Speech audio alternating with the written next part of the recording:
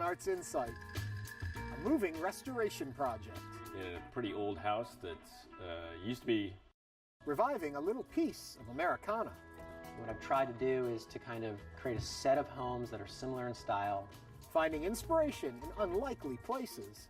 I would like to see our audiences see the power of what people working together can do. And sculpting with an unconventional medium. I applied some geometry, some artistic principles of repetition and shape and pattern. I'm Ernie Manous, and it's time to get Arts Insight.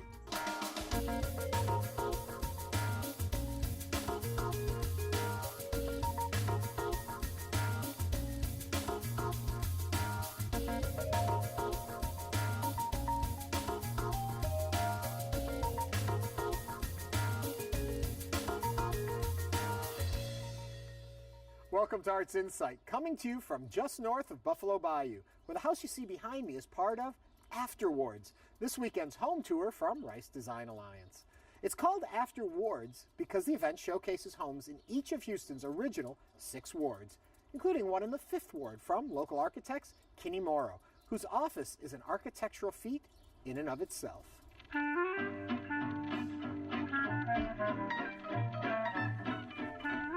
That was Michael's idea to cut the slot through, and honestly, it was a little nerve-wracking for me. I think the main thing for me is once you do this, it's definitely not a house anymore. It's an office. We are in the new Kineeymorrow architecture offices in a pretty old house that used to be across the street. House was built in 1880s and was actually on another lot in the neighborhood.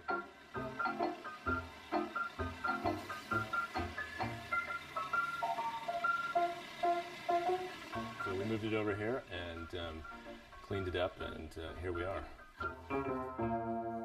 House had only had 2 owners, and so it was fairly pristine. Not a lot had been done to it. So we did very little actually to the house. It's pretty much as it was, except for we cut this big slot through in order to sort of create continuity between the spaces, but still recognize, what the house was.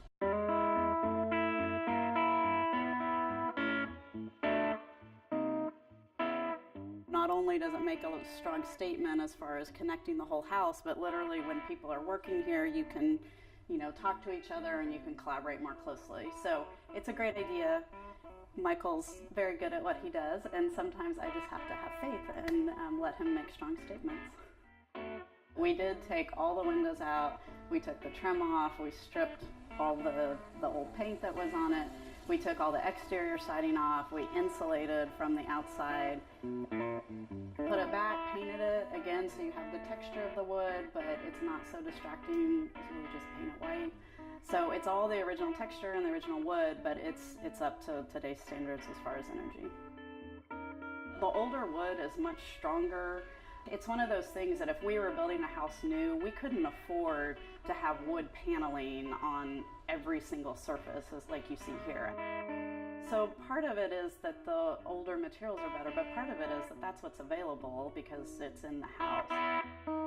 So there's 4 places for desks, and they were kind of treated the same way that we treated the floors and all the rest of the shelving, so everything's stained black. The biggest problems in houses and in offices is storage and having enough room. Architecture has a lot of paper, so and printers and a lot of books and binders, and basically archiving things is really important. So we kind of created a hierarchy of things that were open for our library, for instance, versus the things that we can kind of hide away and access easily, but that aren't totally necessary for us to see every day. We had a single photograph that had been taken, I think, in the 70s.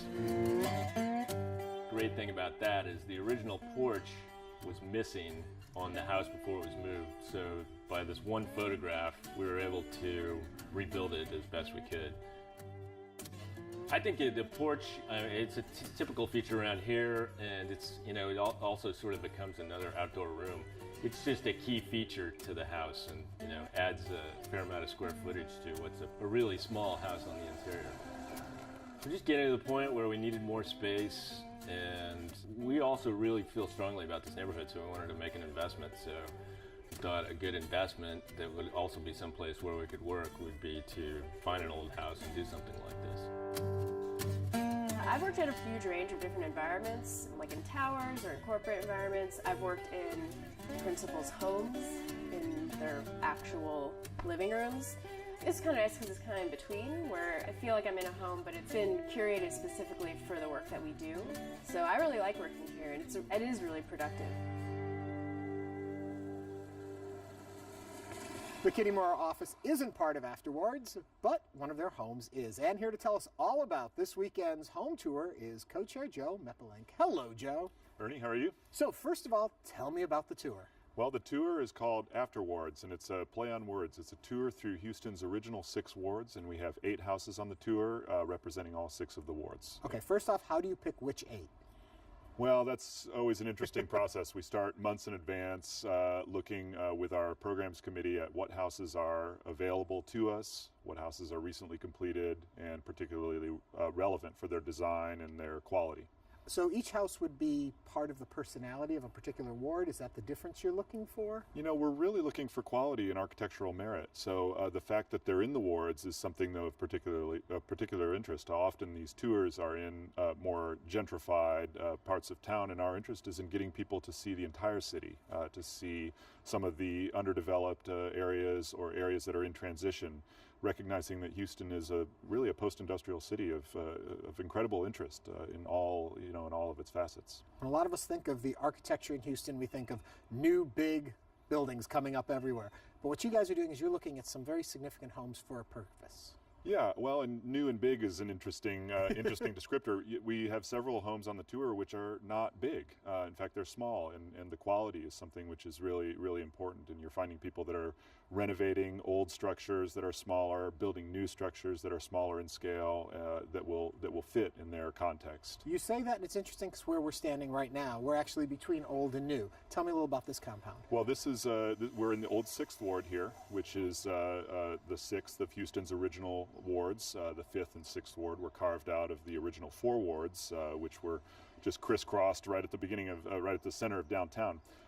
So the old 6th ward is Houston's oldest intact protected historic district, home to a variety of Gulf Coast Victorian era cottages, one of which is behind us, and then we have a new addition to that cottage, which is detached and behind it. So many of these houses in the old 6th ward are working class houses from the 1880s, 1890s, and at that time in our history, there wasn't a differentiation really between wealthy neighborhoods and working class. In fact, the owners of companies lived among the people who worked for them here in this neighborhood. So it's very much a blue-collar neighborhood and always a diverse neighborhood, which is interesting. When you're on the tour, what are we going to see unique about these homes? Well, perhaps the most unique and special thing about the Afterwards tour and these houses that are in the Houston wards is that the Houston wards are by definition close into the city center. So many of these houses are responding to historical context. A couple of the houses are actually historic renovations, but they all respond to the scale, proportions of historic houses and the neighborhoods that they fit within. Now, we keep talking houses, but if I understand correctly, there's even a firehouse on this tour. There is. There's the old fire station number 2 on Sampson in the East End, which is actually right on the border of the 2nd and 3rd ward. That has an 1890s Victorian that was moved to that location to function as its guest house. So that's a former commercial building that's been renovated with a fairly modern take on its interior for use as a residence. So Rice Design Alliance is in charge of all of this. Tell me a little about them and what they do. Well, the Rice Design Alliance is an outreach program of the Rice School of Architecture, and its mission is to raise awareness of design and the built environment throughout Houston. And who can go on this tour? The tour is limited to RDA members. However, RDA memberships are offered at all of the ticket sale locations on the tour. Okay, well, thank you very much. We look forward to it. Thank you. Pleasure. Pleasure. Architect Brett Zamore is the other co-chair of the event, and he has a home on this year's tour. But when we met with Brett last year, it was to discuss another one of his projects, the quest to revive the Kit Home. The whole concept of the kid homes stems from designing a well-designed house that has kind of concept of affordability adapted into it. And I think a lot of it has to do with the roots of the old Sears Roebuck bungalows, which were manufactured by components brought to the site by the train. Everything was shipped to site and built right on site, and it's no different from what these kid homes are. What I've tried to do is to kind of create a set of homes that are similar in style, that are traditional in form. They have more of a modern feel and a modern look to them that fits well in some of these older communities, and also utilizes standard building sizes. So when it's built, there's very little waste, and which helps reduce cost. We have several models which kind of allow us to do a 1-bedroom, 2-bedroom, 3-bedroom, 4-bedroom. So we've got a multitude of designs that will kind of work for different sites and different types of family sizes. This house is called the Shot Trot. It's 16 feet wide with these little pop-outs, very narrow, incredibly long. It's 80 feet deep with a front and a back porch, and it's built in one of Houston's older neighborhoods. The name Shot Trot comes from the two vernacular homes, the Shotgun and the Dog Trot House. Both of them have Texas roots. The shotgun homes actually are all through the United States. You have an entry at the front and an exit on the back, very narrow, very long. The Dog Trot is open in the center of the house that allows airflow through the center of it. So it's really about these cross ventilations and air movement. These concepts were designed when there was no air conditioning. It is modern on the inside, but it's also modern in the space planning. The idea for these homes are to be very open, very flexible, incredibly functional. They're very modest. The Shot Trot house is only 1,200 square feet, but it feels much larger. And the other thing that's important is that, you know, the idea of being able to open the interior to the exterior. So this whole notion of what is interior and exterior are blended, and you could really kind of bring in the outside to the inside. You know, the 16-foot wide is a very narrow house, and you have to figure out ways of bringing in the proper natural light, vaulting the space to open it up, make it feel a lot larger than it really is. And you do see that. I mean, the one thing that my clients who actually build these homes, they realize that you don't need a 3,000 square foot house. They're incredibly energy efficient. You know, they're smart homes. I mean, I use metal roofs on every one of them. We try to use recycled materials on the inside. You know, and we really think about what's being put inside, and also, of course, allow the client to make their choices. People love them. They love the space. They feel like it's a vacation house, like it's something that they're very relaxed in the space.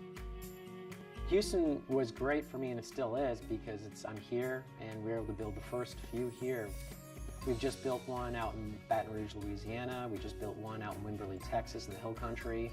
One was built out in Biloxi, Mississippi, through a nonprofit organization that helped with the redevelopment after Katrina. I think we've got it drawn as 2x10s. I've got a small operation. You know, I think everyone wants to expand, and I'd like to have an empire of these kid homes, but the reality is I'm still learning from them, and they're getting better and better as they're getting built. For more, search for Brett Zamor Design on Facebook. Now, continuing along on the home tour, we take a look at the Kohler Company in Wisconsin, which has been around a very long time, since 1873 in fact. And over the last 40 years, this manufacturing company has placed a special emphasis on the arts, giving artists a place to craft and create.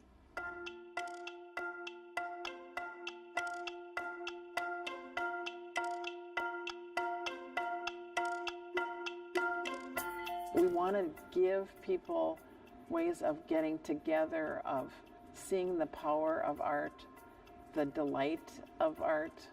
It's happened. This exhibit goes back many, many years. And in 1973, we wanted to do an exhibition of contemporary work in clay. And so we went to Kohler Company, because Kohler Company was celebrating its centennial that year. And we thought, what better way to celebrate the centennial than to use one of the major materials that they used. And so we curated it, brought work from all over the country. There were 87 artists in the exhibition with over 300 pieces, and people loved it, but most of all the artists loved it because they had not been able to see such a large exhibition on contemporary work in clay. More than anything that we could do for artists, we felt, was to open up the factory for them to use, for them to gain new knowledge, to experiment, to create whole new bodies of work. It's called Arts Industry, Collaboration and Revelation, and it's all about what was made there, but perhaps equally important, that experience that the associates and the artists experienced. And I think you feel that as you go through and you begin to understand what was really happening through those years and how it changed through time, how the work became more and more sophisticated, less about the plumbing and more about a broad range of issues and ideas. One of the pieces that is a must-see is a toilet that is actually in the shape of the factory. One of my favorite works by Jack Earl, called Saturday Night in Ohio, and it is two guys taking a break and playing cards at a table.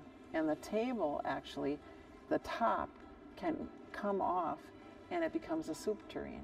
So it's an industry item that's been turned into art and then in turn has become a different functional object.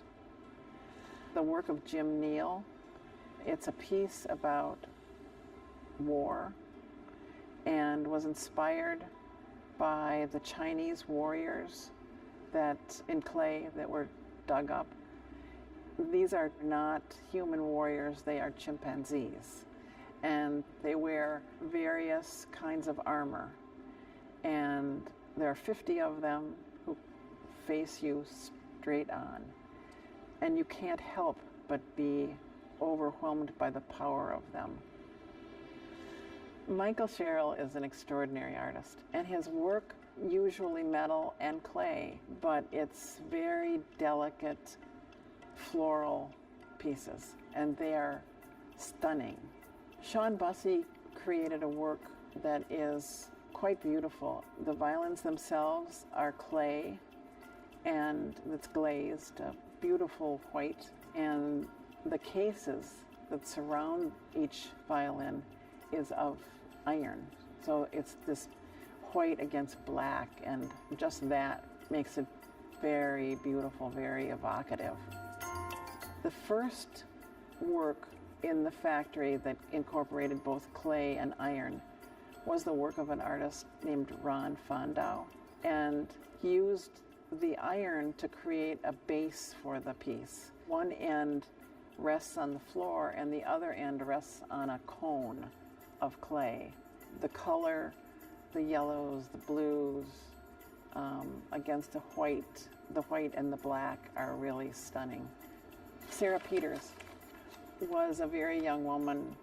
She had a lot of spunk. The series of wigs that she made were especially beautiful.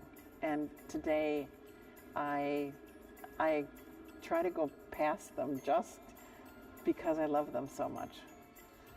I would like to see our audiences see the power of what people working together can do, the power of collaboration, the strength of an idea, the persistence that it takes to make it succeed.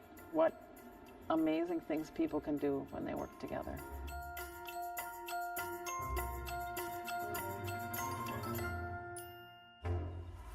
So what do you do when you're done with one of these? Recycle it, throw it away? If you know a Deletta, you keep your empty cans, and then you turn them into art. It's the art of possibility. It's the idea that something we're all familiar with can be expressed in a way that's that's unfamiliar in a way that's significant. People come up with their own theories.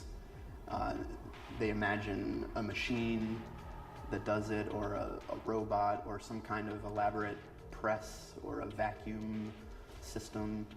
And I always get a kick out of it because it's really the most simple idea that gets overlooked.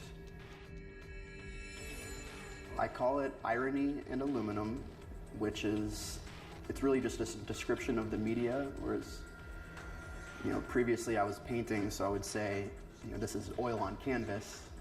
Irony in aluminum just seemed like a fitting name, as well as a slight play on words, with aluminum being a metal and iron being a metal.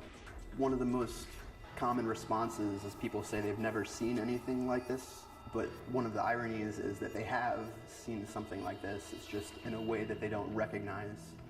The irony that a normally destructive force, such as crushing, can actually be creative, and can be presented as art.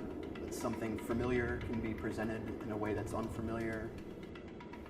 I was just out of boredom during a car trip to Orlando.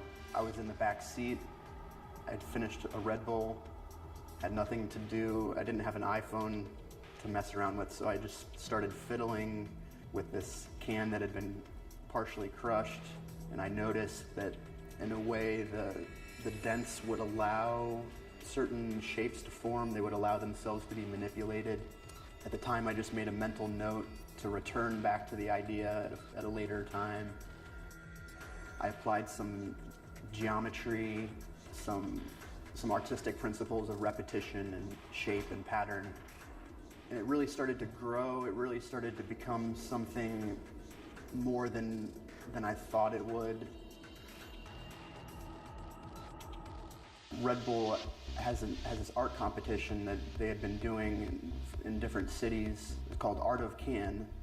So I entered a sculpted Red Bull can, and it won the first prize in their contest. So that was really encouraging that other people were receptive to it, that it was something it was worth pursuing. But it wasn't until 2 years after that, I don't know what caused it, but just the idea popped in my head to use a blank can. And I'd always loved polished aluminum since I was a kid.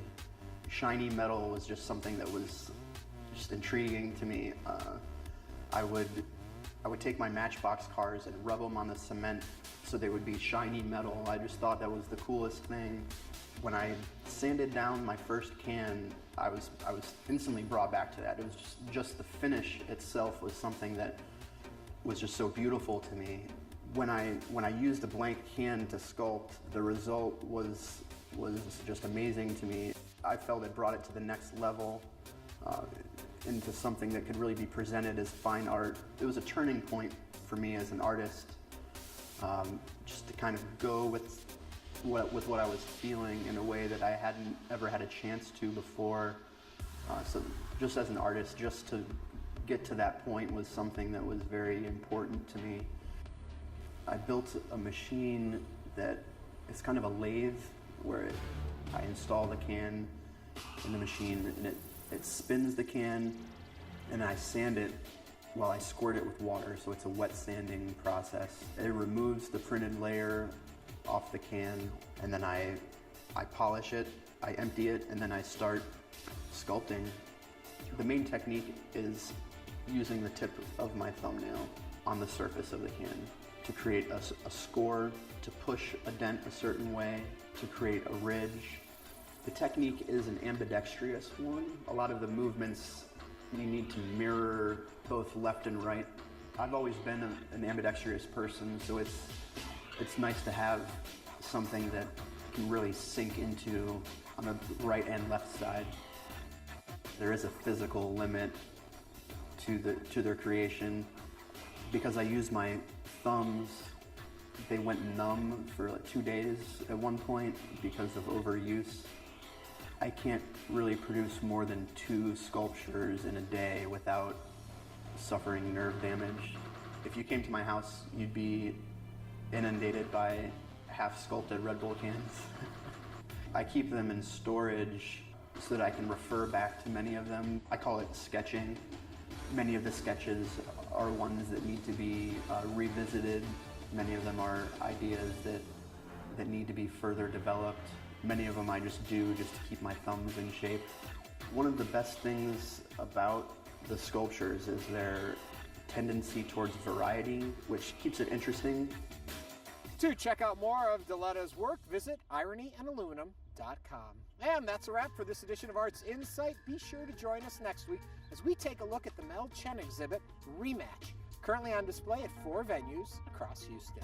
For Houston Public Media, I'm Ernie Manous. Thanks for watching and have a great week.